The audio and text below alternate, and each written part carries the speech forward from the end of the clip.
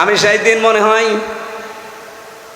ময়মনসিংহ না রংপুরে, হ্যাঁ রংপুরে একটা কথা বলতে গেলে স্লিপ অফ টান হয়ে গেছে, মুসলিম হলের জায়গায় হয়ে গেছে মহসিন হল।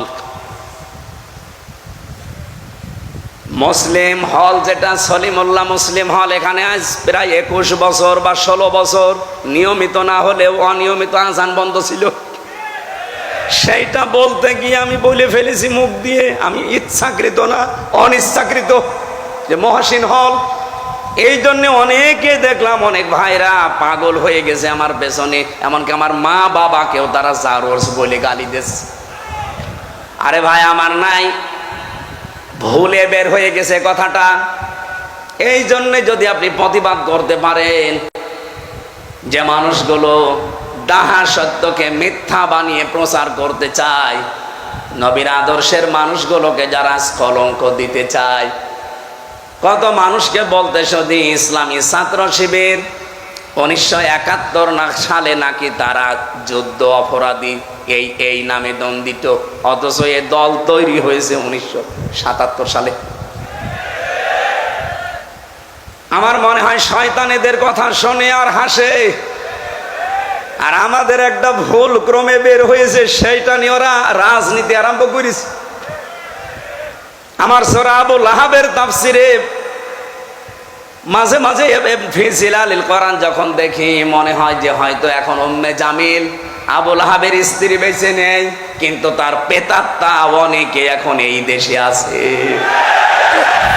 যারা আমাদের পেছনে উল্টা পাল্টা ট্যাগ লাগিয়ে দেন, কি তাদের পেছনে দেখি অনেক মহিলা পর্যন্ত নাড়া চাড়া দেয়। আমি নাম নিলাম না।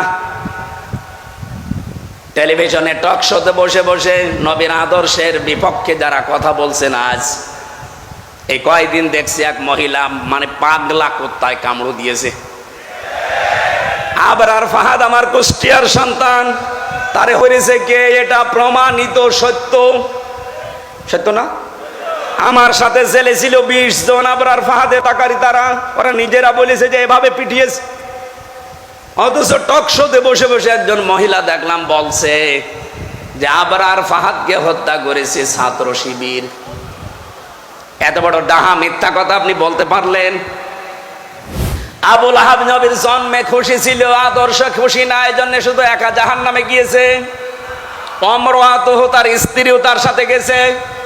সুতরাং আজ যারা নবীর আদর্শ মানে না, এর সাথে যে সমস্ত মেয়েরা যুক্ত হয়ে, তার স্ত্রী হোক, মেয়ে হোক, দলের লোক হোক, নেত্রী হোক, যারা নবীর বিরুদ্ধে অবস্থান নিয়েছেন, তার মানে আল্লাহর নবীর আদর্শ যারা মানে, তাদের বিরুদ্ধে অবস্থান নেওয়া আর নবীর বিরুদ্ধে অবস্থান নেওয়া একই কথা।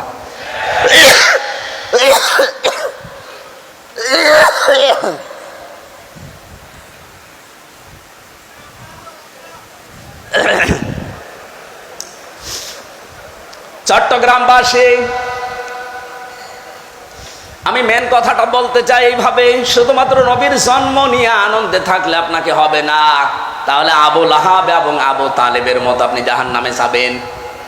আপনাকে নবীর জন্ম নিয়ে, মিলাদ নিয়ে যেমন খুশি থাকার কথা, তার চাইতে বেশি খুশি হওয়ার কথা নবীর জীবন এবং আদর্শ পেয়ে।